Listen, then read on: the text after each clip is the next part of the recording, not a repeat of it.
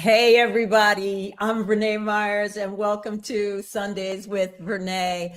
We were having some serious technical difficulties, but we have solved them. Thank you for your patience and for hanging out with us. We're so grateful that you are here. And this is kind of like the reason why we don't always do live, right?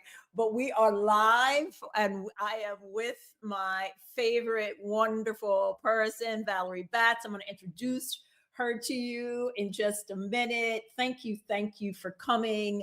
Look, tell us that you're here, first of all, because I can't tell. So we're going to use the comment section. And so can you just like yell at us and tell us that you're here? Thank you for coming, for being a part of this version of Sundays with Vernā. Thank you all for sending the comments.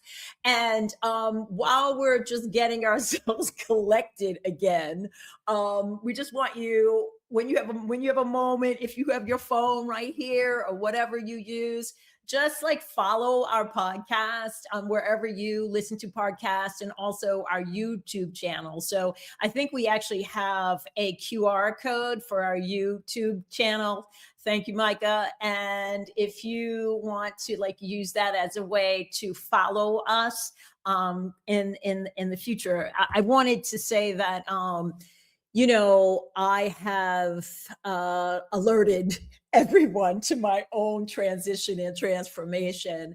And so I just, again, want to say thank you for everybody who sent me some of the kindest, sweetest, most supportive, like, raw, go get them, Vernā, messages. And also just telling me that you could relate to what I'm saying and what I'm feeling in this moment. And for me, my intention for this podcast is for you to meet the brilliant Valerie Batts, but also that both Valerie and I could share with you from as much honesty and vulnerability and humility, and also wisdom, hard-earned wisdom, as we can, that will inspire you, that will cause you more clarity in your own life, in your own transformation, in your own, wherever you're sitting, and also give you a sense of agency.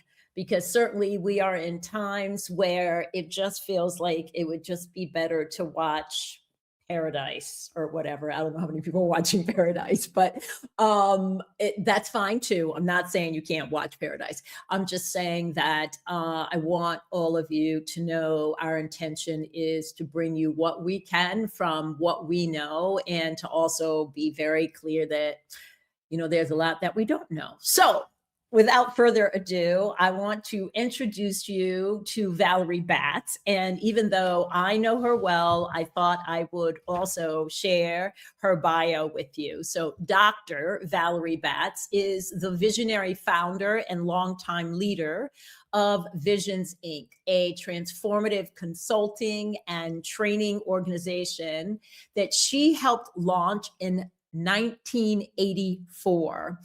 So she's a true pioneer of inclusive practices long before diversity, equity, inclusion, belonging became mainstream. Rooted in her deep experience as a clinical psychologist and shaped by growing up during legalized segregation. Yeah. So some of you all were probably on this podcast. You're like, what? Like, yeah, I mean, I heard about it, but Val is actually a person who grew up in that legalized segregation. And she developed a model that pushes organizations and individuals to truly understand and value differences, not just adding difference or adding diversity. And under her guidance, Visions has spent over 4 decades helping institutions shift culture and build equitable environments, mentoring countless leaders along the way, including yours truly. Val, will you join us in the studio? Yes. Hey. I'm always happy to be in the studio with you, Vernā. Oh my gosh. So let me just say one thing, Val, that I don't know. I think I may have told you this, but when I used to go to your peer supervision class. So, by the way, Visions did this incredible thing where, like, once every 5 or 6 weeks, right, there would be about 10 or 12 of us that would gather and just sit quite at the foot of Val. And we would bring our issues, like the things that we were encountering in our work. And she would use all the frameworks that I have learned from her. And she would basically explain everything we were confronting through these frameworks and like give us understanding and vision and so forth. And I remember like the third time we went, Val, and I was with Kay. Remember Kay? And Kay was like, I don't even put on my mascara anymore. Why are we putting on mascara? We know we're gonna weep, right? We would just cry because it was something that you taught us, which was that the work begins inside. The work begins with us and our understanding of our hurt, our pain, our trauma, our whatever, because without understanding that, you can't really be an effective change agent. So I just wanted to say it is quite a joy to have you here and for others to hear from you. So welcome. Thank you. Thank you. Thank you. And I'm seeing all of our people. I hope you can see the comments. We've got lots of really wonderful people commenting here. Thanks, everybody. And also, I just wanted to say, yes, this is live, and also it will be shown in a few days, but it's live now. And then the other thing I wanted to say is, Val and I are going to do something that I don't always do. I usually just do like interview questions, but we're going to trade back and forth in this conversation. So the first question that I wanted to ask you, Val, and you notice I talk a lot and Val doesn't talk a lot. So we have totally different personalities.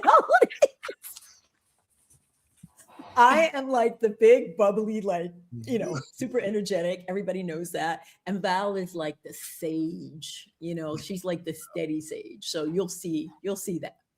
But Val, I really wanted to say, obviously, we've been talking about transition and transformation, and you and I had gotten on a call just to check in with each other the way so many of us are doing, to say, how you doing? How you feeling? What are you thinking? And one of the things that I wanted to ask you sort of upfront, of all the transitions and all the transformations we've been through, and they happen on all levels, right? Personal, private, you name it, it happens. And one of the things that I wanted to know is, like, in this time, given all your transitions and transformations, what is an example of a transition or transformation you have made that is most salient for you right now in the time that we're in? Yeah. Well, first of all, it's really great to be here. And, I was thinking about that question in light of the fact that I've had so many transitions in my life. And I think the most salient one today is actually one that I used to use years ago. But given the current time, it feels really appropriate. When I moved from Rocky Mount, North Carolina, northeastern North Carolina, a rural area, to Chapel Hill, North Carolina for college, that I moved from a all Black neighborhood to a campus that had about 300 Black students on campus of 26,000 students. So I often speak about that was the biggest transition I ever had, bigger than when I went from the US to Africa for the first time. Just the idea of the difference in the culture that I experienced in Chapel Hill from the one that I had grown up with was very, very, very, very intense. And the reason I think it's so salient to me now is, in some ways, it feels like it was back then. And it also feels different now because I'm a grown-up. At that point, what was so stark was I had, we caught all this stuff about blacks not being as smart as whites and all those things that you catch growing up in segregated society. And it became very clear to me that that was all not true, which was a wonderful thing. It was like I felt like I stood up taller as I realized that this is a crock, to be polite. This is a crock that Yeah. that in fact, because we didn't have contact with white students growing up until my senior year of high school, which is a whole other thing. But that was but going to Carolina and seeing myself as a leader at 18 um, was is what I think gives me the courage to speak up now, even as I am an elder now. But Yeah. and at that point, I wasn't all that calm. I was quite anxious a lot. And I was also, it was very clear to me that that racism and all the forms of injustice were not okay. And they were not good for any of us, students of white students or students of color, that it was a lie, it was misinformation, and that it was grounded in history. So I became very interested in history, which is my other thing. And that's part of why I got invested in this work, because I do believe, and I believe then, and I still do, that if we could do effective education of children from the beginning, we would be a lot further along. In addition to, if we had 40 acres and a mule, we would be a lot further along. Yeah, there are a lot of things that would be a lot better. that would that would also be, Well, you know what? Two things I wanted to point out just in that comment. So one is you taught us this idea about people catching things. A lot of times we say people are taught, and that is true. Mhm. But what you also taught me was people caught. A lot of us, it's about what we caught. Like no one had to say anything Exactly. because the environment around us, the culture around us, the lack of information around us. And here's the other word that you said, contact. In the frameworks that you built and you taught us about modern isms, there's a whole framework. Some of you who've worked with me know because I've talked about it before, but this idea that there are modern isms that both the majority group and the so-called minority group are involved in, and they're a dance that they do with each other that keeps the bias and keeps the separation going. And Yes. that contact is so key. Just like you said, like when you're in your little town or in your little wherever you grow up and you have this and you have a lack of contact with other cultures, and then you go and you can see what the crock is. You can Right. say, oh, apparently, Yeah. I mean, you don't want to be mean, but you're like, I'm smarter than they are. I'm more resourceful. I'm like, what is this mythology that they have been? It's not just they have been raised, but we have been raised. And you talk to us about internalized oppression. Yeah. And so when I look at today, when we talk about what's salient and relevant today, that is another attempt. There is an attempt to segregate again. Yes. There is an attempt to separate by an attempt to not educate, right? Or not allow people to, right? And erasure. So again, I totally get why you're saying, yeah, that experience was a lot and eye-opening. Yeah. No, it's been, as I've traveled internationally over the years, I've been so aware of how the dynamic we have in the United States around one up, one downness um, limits us all. And we in 2000 we started working was when we first started working with this whole idea of transitions, making transitions in companies, because what when we started Visions in 1984, nobody wanted to talk about race or racism, right? So we used those words, but what we said we were doing, which is still really relevant, is we were helping people see that organizations also have a culture that is oppressive, that can be oppressive to everybody, and or to certain people in the culture, and that Mhm. understanding the cultural level is so critical to making change, and certainly for making transition, because transition is a psychological process that takes time, attention, relationships. And traditional cultures, corporate cultures, hospital cultures, there's no time for relationships. And so often the culture is suffering from a dis-ease that then Yes. when individuals come into the culture, it impacts them. So it's Yeah. like we talk about it as now since the coronavirus, it's an asymptomatic virus. You think about it that way, or Yeah. some kind of disease that comes out under stressful situations. Yeah. Yeah. Yeah, Yeah.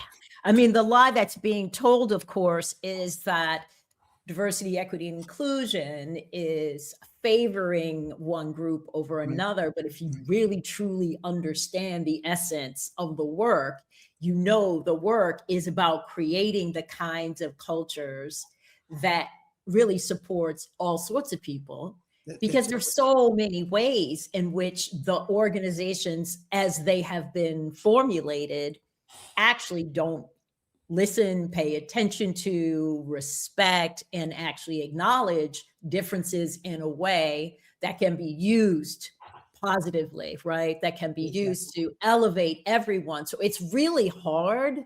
The other thing that you taught me was this idea of levels.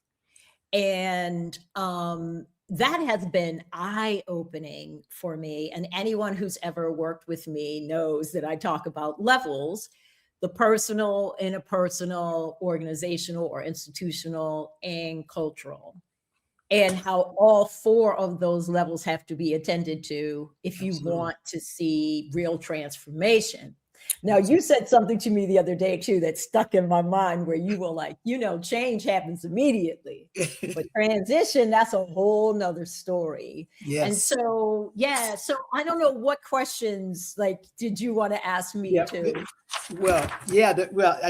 I really love the question that we talked about. I first met you. You were working at the Attorney General's office, Harshbarger's office in Yeah, Massachusetts, yeah. and I was asking you, and I was wondering about how did you transition from being a traditional lawyer to applying your legal skills into the work that you have been doing in DEI? Yeah, yeah. I mean, What one of came up the for you as you were that made you do that? well, one thing that came up for me is I remember telling my mother that I was not going to be practicing law anymore. And so here is also a truth about transitions. Some people not ready for your transition. Right. And my mom was like, but you're a lawyer and what are you gonna do? And of course, I think I had to go to therapy for like 2 years to actually give myself permission to leave practicing the law, right? For so many reasons. But one, by the time I was leaving, I was working for a minority owned law firm. Like the partners were Black, and they were so fabulous to me, and they invested so much in me. And I was like their project, right? And I worked really hard. And I thought, I have to continue this institution. I can't leave this. These people have invested in me. And also my parents and my family had so much hope for me. And this is, I'm a lawyer. And then my 4-year-old at the time, who you know well is a grown person now, even said to me, Mom, if you're not a lawyer, you're nothing. Luckily, I had been to therapy because my face, he was in the back of the car and I was in the front and my face was all contorted. But I was like, no, no, I was practicing law, but that is not my identity. You know? But the thing that I believed is I went to law school to make a difference. And Val, when I look at the transition I'm in right now, it's taking me back to first steps, first mind, first what did you really want? And so for Mhm, those of you mhm. who might be in the spirit of this time transitioning, I that's something that I think we all do. We like, yeah. The last time I knew what I was doing, what was I doing and what did I want? And I went all the way back and I realized I got into law because I wanted to make the world better. And then I got to law school and I was like, oh. This is not how That's you what make the this world is. better. This is how you hold on to your power. Now, by the way, that's not absolutely true. I'm so grateful for all the lawyers and all the judges that are standing up and making a difference. And the profession itself was shaped by people of power to maintain their own power. And we know that's part of the system and the way it works. But once I had done like 6 years of it, I thought, this is not the good use of me. This is not the best use of me. And then there was an opportunity for me to to be the executive director of this consortium of law firms that were working on especially like racial diversity, because there were so few Black lawyers in Boston. And then the attorney general saw my work. And after 5 years of me doing that work, he asked me to come in and be his deputy chief and actually change his system. And then he ran for governor and lost. And I thought, do I need another man to boss me around? I mean, it was great, but I was like, I think I want to do this on my own. And so that was a transformation and a transition that I willed, right? And and that's what I'm noticing like right now, the difference between you choosing change yourself or situations and conditions require you to change. It's a different thing, because I Mhm. had a chance to prepare. I talked to lots of people who were running their own businesses. There were people like you and other consultants, especially in Boston, who were doing this work. Mhm. But the thing that I did is I just sort of looked at what other people were doing, and then I looked at my skills and my gifts, and I could see that there was an alignment. And Mhm. so I had the courage to step out and start my own thing. And I have never looked back except right now. And I was also thinking about the transition that I made from owning my own thing, doing what I want, calling my shots, figuring out which client I wanted to work with, and then going to Netflix. I was Mhm. thinking about that. And here's the thing, and the reason why I want to bring it up, because I'm assuming that there could be people here with us or listening who are inside corporate organizations. And one of the things that transition made me understand is that I had not been humble enough or respectful enough of how difficult it is to work within these systems. Because for 25 years, I was on the outside, Mhm. coaching, Mhm. advising, coming in, whatever. And then, like, quietly saying to my team, why don't they just do what I say? But I realized when I went in to build that department and to work on that level of power, just how difficult it was. And by the way, Visions, we invited Visions in to help us, and you were really wonderful. And I also remember maybe week 2 of being at Netflix and waking up and thinking, what the have I done?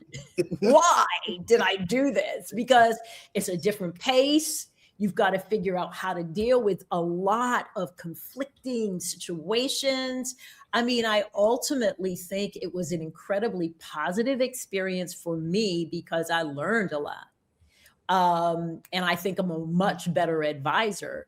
But then I make a choice to leave, and then I come back to the madness, and I was not prepared. And so I'm wondering, a lot of people say, oh, we've seen this before. Some people like, no, no, this is really worse. You've got even more kind of like a longer kind of track record, and you've seen things. What do you think? What are you making of where we are right now with this administration? I just read, by the way, the EEO, like Pam Bundy's most recent guidelines, and I'm just like, oh God. Yeah, So what are you yeah. thinking? Something you said earlier has stuck with me, and it relates to what you're saying. The idea that if you choosing to go into a corporate culture as you chose to do, and go into Netflix, and recognizing how hard it is to change culture from within, right, raises for me the reality of how we got into our transition work in the first place. It was in 2000 that we were working with the Procter and Gamble company, and they started. There was this notion in the early '90s about late '90s about right sizing and downsizing. Right, so that was a time when there were a lot of jobs cut, and there was a lot of change in how business was done. We were working with a plant, with the Procter and Gamble plant that was bringing in women managers for the first time. They and one of the issues was there were 500 women in this plant. The plant had, I think, 1,500 employees, or maybe 2,000. 500 of them were women, but they were all in secretary clerical roles. So the thing people would say is, we have no women here. And of course, the women were pissed off about that, because what are we, right? And so part of our work was supporting them in creating a way for women to move into management, as well as to bring in new managers. And so even as it was you could think of it as a DEI issue. It was also, they talked about it as a right sizing issue, and as a and as correcting the fact that they had not created a ladder for women to be promoted. While we were doing that, several men who had disabilities came to us and said, we've been asking for lifts, and we've been asking for support all these years, and nobody's paid attention, right? So again, it helped the organization see that their culture was not just problematic for women, but it was also problematic for men. And there were also men who would come in the focus groups and talk about how much they didn't like the culture of teasing women and sexual jokes and all the stuff that was going on at the time. So in that was early on in our career. We were able to have people see that changing power dynamics among people who are different is going to help your company do better, right? Yes. And that company, that particular plant became the most successful plant in all of their many plants for many years, because they really did educate everybody, from the janitor to the president, to the head, Yes. about all four levels: personal, interpersonal, institutional, and cultural. And so we took that broad approach back then, and it Yes. was easier. I mean, organizations saw the link between transitions and equity and empowering everybody. It wasn't about taking away power, it's about sharing power. Yeah. So do you think at this moment and time, I guess I just want to ask you, like, are you surprised? Are you what? I'm not surprised, because I have said, probably heard me say this. I believe that the US has not made a commitment to challenging the critical flaw of power, of, like you said, of the people with power holding power. When you spoke about law school, I mean, our systems, the Constitution was set up to keep people in power. I mean, I think about this. We worked with the South African process back in the '90s, and the way in which they have addressed inequity, even though it was probably going to take them 200 years to do it, but they Yes. have a constitution that recognizes the need to create systems that will support the coming of equity. And that's what I think we're doing in the organizations that have continued to do the work that we're doing, because we're Yeah. doing it through the door of culture change, not through the door, not specifically about DEI. It's about how do we change the culture so that every employee can be successful. Yeah. And that means recognizing our similarities and differences at the personal, as well as at all the levels. You The know, cultural level in particular. yeah. I mean, I think you're absolutely right. The work itself, transformation itself, takes time. It's a process. It's process learning. It's Remember I talk about process. process. Yeah, talk to people Yeah, about process content versus learning. content is what we say or what we do or how or what we do. Process is how, and it's about emotions. It's about movement. It's about relationships. So process is about the how of being in relationship with each other and with ourselves. So my own process, how do I, so one of the key tools, for instance, is noticing when I'm in working with a team, where am I in my process and where is the team? And if I'm not aware of where I'm at, and I may have more misses in terms of missing things that are nonverbals, or like you listening to certain words that have a certain meaning.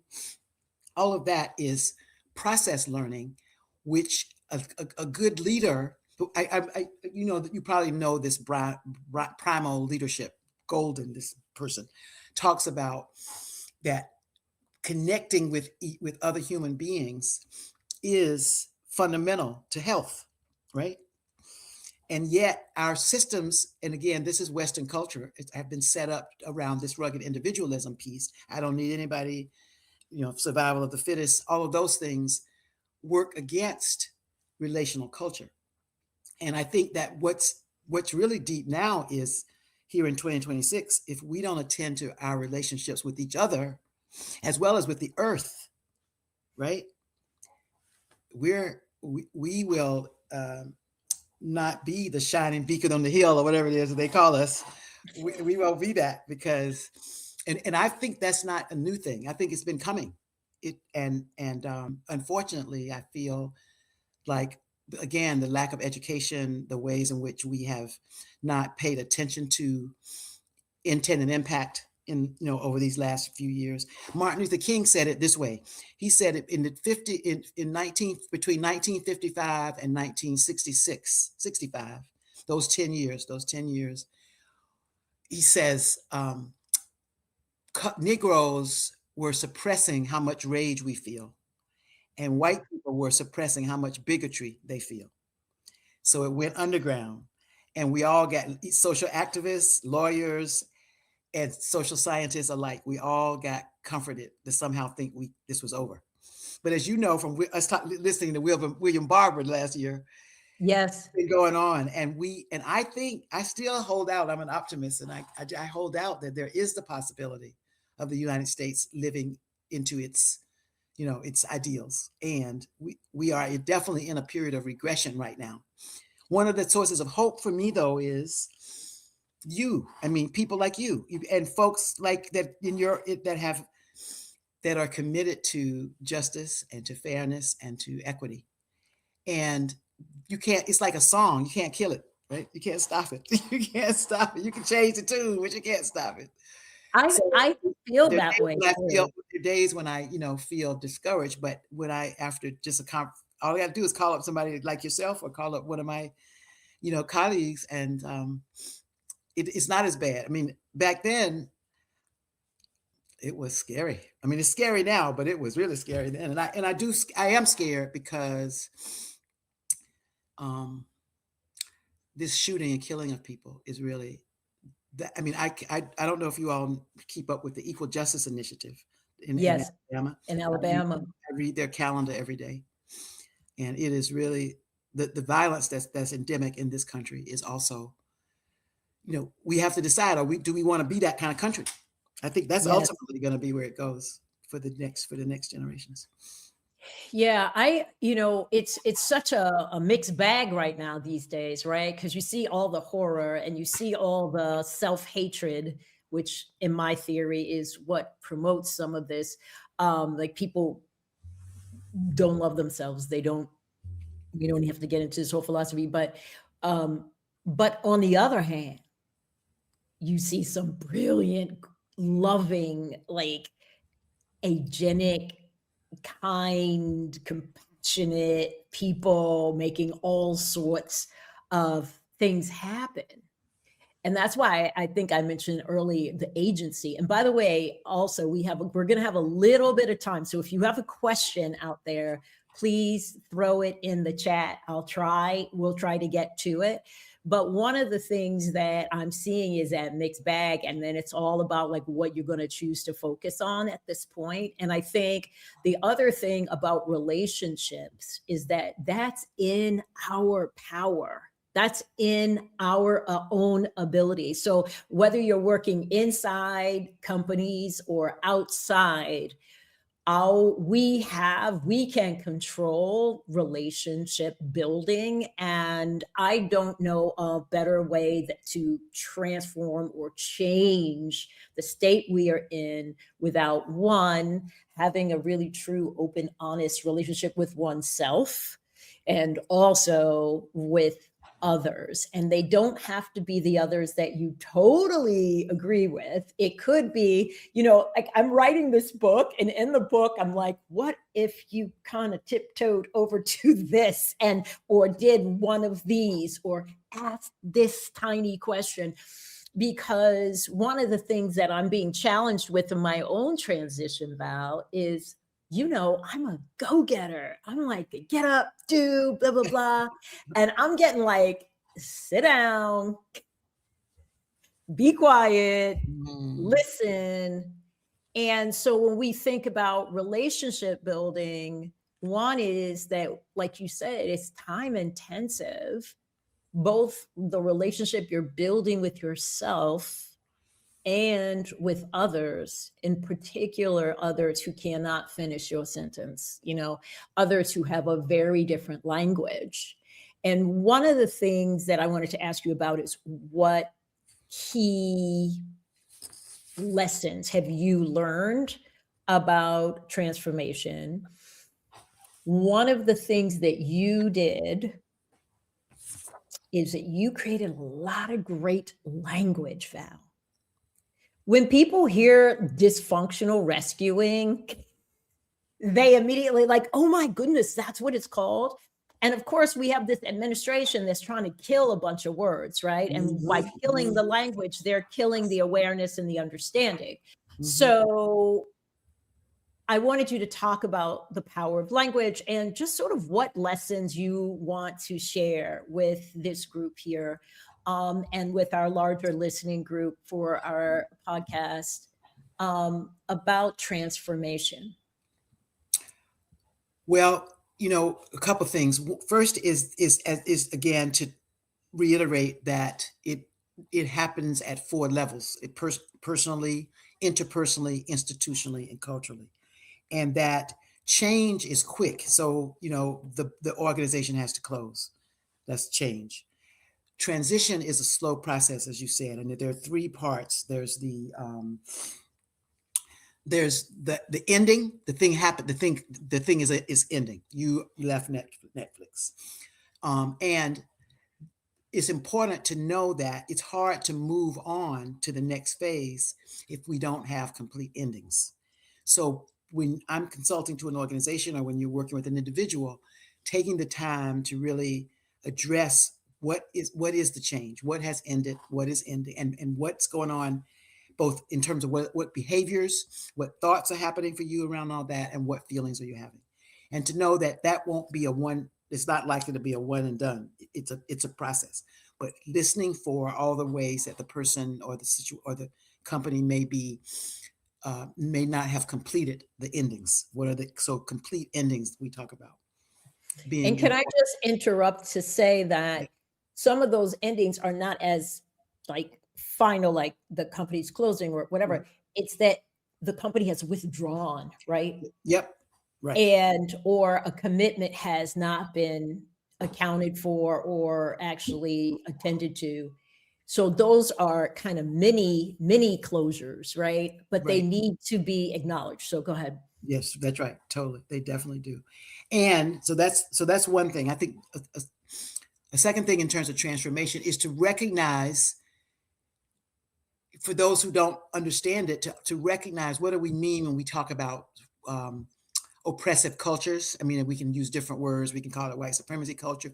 We can call it the fish doesn't know it's in the water culture. What we could call it, there are many different names for talking about ways of thinking and being that are that are cultural, that are the basis of organizations. We do this exercise called, what are the unwritten rules for success in this organization? What are the unwritten rules for promotion, success, promotion, or survival? And we used to do this exercise to have people see, you might be able to stay at a company, but you're not going to progress if you don't understand the rules of the game. And if Mhm. those rules of the game are go against your culture, then it's going to be a harder haul, right? And so everybody has to understand that. And I just think it's really important that we spend time with leaders in organizations, understanding that that culture, wherever that culture is going to be, it's going to determine how successful their transformation is. And then the other part of that is the whole piece about emotional literacy, that in order for us to become the kind of country we want to be, we really do have to confront something you said earlier. We have to confront the dis-ease that is a part of what white folks get taught, or people with power get taught, so that they to buy into the idea that somehow I'm better or somehow I have more. That's a disease as well. Um, Albert Einstein said that in 1948. Nobody Mhm. picked up that part of Albert Einstein. Can you? It's so interesting how there have been so many white people over the years. I mean, when you study psychology, there have been a lot of white folks who understood that this was a disease, that this was at the personal level, it was a disease, and that at the cultural and institutional level, it didn't bring out the best for the organization as well. Yeah. Yes. So those are the other thing that is important. I taught that the neutral zone is second. After you've done after you've been looking at endings, then you want to look, then there's a neutral zone, which is a period kind of where I think I am, and maybe where you are right now, where I'm trying to figure out what's next and how do I want to move, and what's my next act going to be, all of that's the neutral zone. Yeah. And the neutral zone also is a place where there's grief to be done, there's loss. It's acknowledging that this thing is over. And so going through those stages of grief is also a part of transformation. And some of us don't have permission to grieve, and so we hold on to things, or we deny them, or we push them away, and that then can lead to personal dis-ease, as well as organizations can get stuck there. I'm sure you all have consulted to places where they're telling the same story about a tragedy that happened 2 or 3 years ago, that people are still holding on to and still feeling like Yes. this is not a good Yeah. place. or Yeah. or or company, there's a merger and it didn't work well. So those are all neutral zone kind of issues that need to get. Right. I always loved when they were like, we want you to come in, we want you to do this. Now, you should know, by the way, that about 10 years ago, we had someone come in and it was Yeah, disastrous. And we're yeah, like, oh, great. yeah, yeah, yeah. That's right. I'm so excited. Yes, Um, yes, all yes. right. So And so you, then once you go through those stages of grief, then you come to new beginnings, which is where there's excitement and energy, and a move to excitement about what's new, what's different, what we're gonna look like now. yeah. And that's the thing. And we're going to have to close soon. But one of the things I've been thinking about is the imagination that we need in this moment, and just how hard it is to really get the brain. It's like it's got to be a different part of the brain. Maybe it's the left side. I don't know, but it's this you get so worn out, and so um there's so much clutter and feelings and worry and fear and all of those things, that when someone says, like, think of what it could be. And I remember, like, when I was at Netflix, I had like these 4 stages, and I'm like, and then we're going to get to this stage, and it's going to be transformational and whatever. And then by like year 2.5, I was like, where's that list of the imagination I'm like going to need? Right? Because you get so overwhelmed. And I don't know if people are in positions right now, internally or externally, but we do have to figure out together how to cultivate a vision of what the the better thing would look like and be, because you kind of have to speak that to people Mhm, to mhm, get them to come along, right? Because I have found in transition that it's easier to say what's wrong. And even when you come into an organization, it's just easier to critique it mm, than to create it, to create mhm. something new and better. And so I just wanted to end with any thoughts you might have about how we keep our imagination strong. I mean, you were back in the day, like working through some really difficult barriers. Um, how do you do it? Well, the first thing that comes to my mind is that it start. I do think that learning to, if I'm loving myself, if I am taking care of myself, loving myself, which means being engaged with people who are going to be supportive of me and of each other. Yes. If I can, as I can have a network and a place to be fully who I am, then I can say it's okay for me to dream and to vision, and then also tapping into a spiritual part of self, because we have been here before as human beings, and it is it there in all of us is the potential to see this beloved community that King envisioned and that we talk about. And we Yeah. all experience it sometimes. And those part of why we did those peer supervision groups, and we still do them, by the way, if people are interested, because we need to feel it. And I Yes. feel like we just had a meeting of one of the group of a small group this last week, and we were talking about how it's such a grounding thing, even though we are meeting quarterly right now, to know that there are places in the world where I feel what I want, what I'm envisioning, right? Yeah, yeah. I think you're doing that with your podcast too, creating Yeah, that I space. hope so. Yeah, The that space. feeling. Yeah. It is, as Michael Bethany said, it's a feeling tone. It's the Yes. feeling tone, and we need Yeah. to keep ourselves in that space. Hmm. And don't let people tell you're naive just because you believe that there is a better way. Yeah. And I heard this thing the other day, and I'm going to end us with this. I heard this other day where this person was like, "We are connected to every human being who's ever lived." Yes.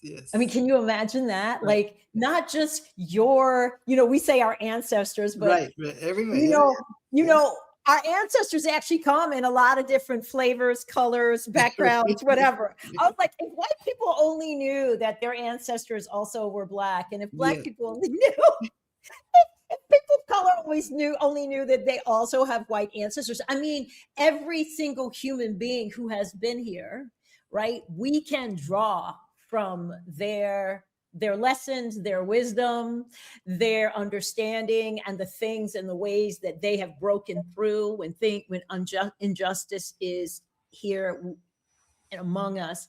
And so I just want people to remember that, yes, change happens quickly, but transition is a process. And And and I'm can I just say wishing, also that that yes, transition, that the tools we learn for transition are lifelong skills that we use to keep ourselves, keeping on. You see, so exactly. it's really great because everybody benefits, not just the people that you think you're helping, quote unquote. Exactly. Everyone benefits. Okay. So, by the way, my control room says we can do some questions, but they're going to give us the questions. So, let's see what they've got. Okay. Yay. Steve Galloway. Thank you. What type of leadership mindset is required today given our current context? Very good question. Thank you. What would you say, Val? What kind of leadership mindset? Well, a can-do spirit, a commitment to truth telling, truth telling, a willingness to speak truth to power, and a, a willingness to resist in whatever ways make sense in your context. And I would add to that, Steve, a mindset that doesn't insist on being right, in the sense that yes, we have values, we have faith, we have integrity. All those things are really important. And we have to be in the position and in the posture of listening.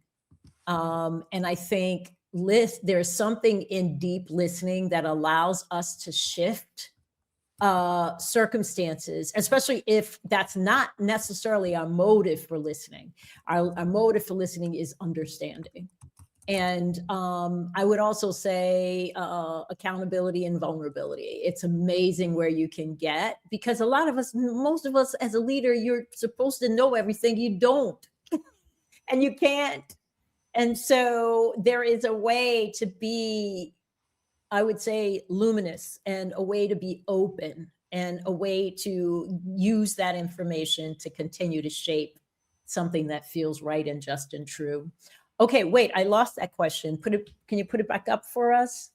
Oh, Anne Moritz, how can growing disease with our president be a tool, not just change, transformation? How can the growing disease with our president be a tool for transformation, not just change? And she means dis-ease, but yeah, I'm sorry, I may have mispronounced it. Dis-ease. I'm going to take that first. Okay, go Although for it. it did say to Val, maybe. I'm going to take that first. I mean, one of the things that's been happening to me is that I've been looking at myself through this lens of dis-ease. Like, what is going on with this person? And what is causing these folks to act in this particular way? And then, not like this, but saying, where do you see that in yourself? That has kind of really changed my mind about, not like, oh, therefore everything is good, but more about, am I asking more of certain people than I am of myself? To me, that's a tool, like self-reflection. But what would you say? What I say? I think that, as a psychologist, it's really hard to see the way in which mental illness is running this country. It's really hard to see. It's so hard. And I I think we have to keep calling it out, and we have to keep confronting the fact that this is not the case. But then think about it locally. Part of what I live in a small town that's pretty conservative, and I've been trying to gently invite people to say, "Do you really think this is?" I've been trying to ask questions of people who I'm not sure where they stand. Do you Mhm. really think it's okay that we are killing people in the streets of Minnesota? Just trying to figure out where people are. So I Mhm. think that's another thing, is to see if we can have conversations with folks with whom it's hard to talk about this. A lot of my Mhm. neighbors, I have a suspicion, may have voted for Trump or for the Republicans. That they would say it's because they're voting Republican. But I think it's important that I push back, Mhm. and specifically about this. This feels like someone who is not well. Do you see it that way? And Mhm. disagree to disagree and put it out there. Yes. Agree to disagree. That's also your language. Mhm. Okay. Where is the best place to start? Hi, Sina, China, maybe. I'm sorry. Where is the best place to start when you join an organization that operates in an us Us, versus them. them mentality as it Mm, pertains to leadership and staff? oh my. Mm, that's a hard place. That's hard. That's a hard question because you're there now. You've already chosen to be there. So now it's managing up, huh? Learning how to manage up. I hope you have access to a coach or to a support system to allow, because it's hard to do that alone. And I have a client right now who's working in a town government context that seems very dysfunctional in terms of this power over, and no options, no, the people don't listen. And I've been encouraging her to get herself an internal uh, committee, some colleagues that she can vent with, and she's been doing that, which is helping her. so that she doesn't, because she's also deciding whether she's going to stay there or not. But while she's there, she's getting some allies to be able to vent with, and using some of the therapy time really as coaching about Yeah. I how do mean, I I stay think a sane in this lot. situation? Yeah, I think a lot about what you taught us about intent versus impact. And one of the things that I've also seen in the leadership, being in a leadership role within these organizations, you can't see. There's a lot of stuff you can't see as a leader. And one is the impact.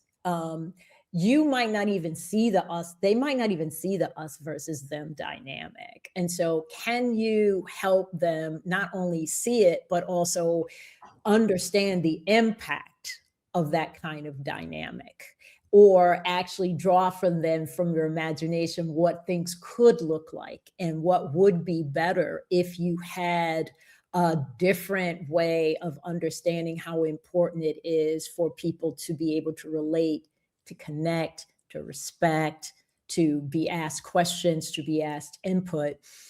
Talking about language, oh, we never got too far with that, but what language sometimes resonates with people as outsider insider, because a lot of people kind of have some experience. So what I've Mhm. found is, like, if you can find an experience that is outside of the present dynamic but is analogous, people can then say, oh, that's like when I go to my in-laws and somehow we get into an argument and it's like all the people from this family on this side and all the people, like, you're trying to be illustrative, and instead of, accusatory, but helping people to see what the dynamic is, what the downside is, and also what might be the upside of shifting that dynamic. But that's the culture work that you talk about all the time, Val, is that people don't, like, the questions you ask, like, what are the unwritten rules? That's Mhm. an exercise, for example, Mhm.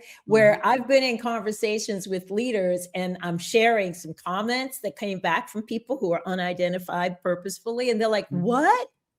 People feel that way? So yeah, some people are very conscious about what they're doing, but a lot of people are not. So that's a Well, possibility. well, that's that unwritten rules exercise is always so powerful because we break them up into groups, and you have a black group or males group or women's group, and what they say, people don't know, they don't realize that they have very different experiences of the same workplace. Yeah. Yeah. Yeah. And if most people have been taught from a power dynamic, oh, wait, here's another one. Jennifer, when the ground shifts beneath your organization, whether it's a restructuring, a culture war, or existential threat to your mission, how do you distinguish between the parts of your identity you need to release and the parts you must fight to protect? Ooh, Mm. this is like a question that we need 2 hours for. And what has that discernment cost you personally? Mm. Take any part of that question. Well, just because of time, I would say for myself, I think that, looking back over my career now, because it's over now, but it's not over, but it's not, definitely not over. As long as I'm breathing, I'm going to be talking about this because I have decided that that's why I'm here still, because otherwise, it is, that's what it is. But I do think that,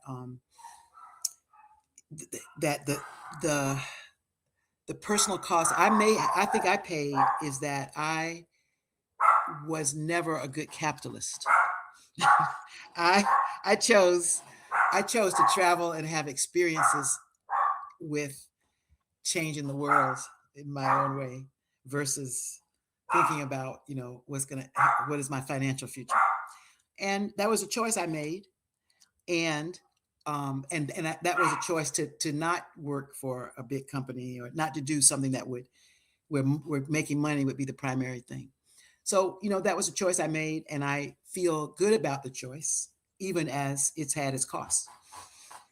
I definitely would not give up the experiences that I had traveling around the world for that. So I will wrap us by saying, keep checking in with yourself. And that is, make sure you're making a choice. And if you're not checking in with yourself, you may not be making a choice. there will always be costs. That's the grown-up life, The right? benefit, right? Yeah, Mhm.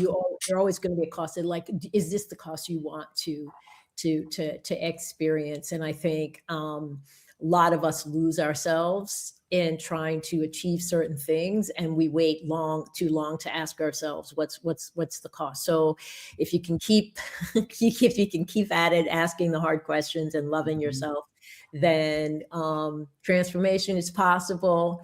And Val, don't you worry, we will all be here for each other financially. Yes. Um, you guys, I love you. Thank you so much for being here with us. Thank you for listening to the podcast. We went a little longer than we thought, but didn't I tell you? She's amazing. Val, thank you for joining us and being with Sundays with Vernā. We appreciate you so much. Thank you for having me. It's a pleasure. Thank you. Bye bye. Bye bye.